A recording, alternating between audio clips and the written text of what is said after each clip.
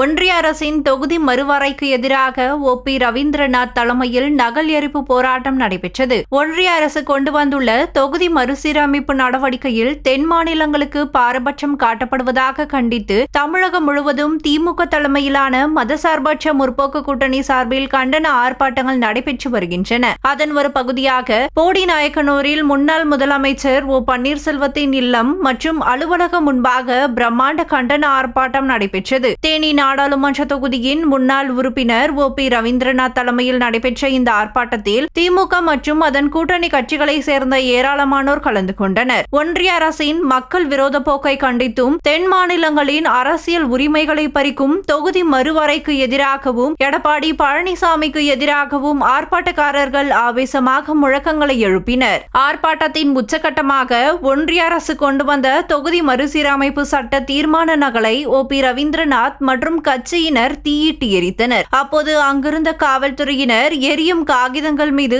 தண்ணீர் ஊற்றி அணைக்க முயன்றதால் அந்த இடமே பரபரப்பாக காணப்பட்டது.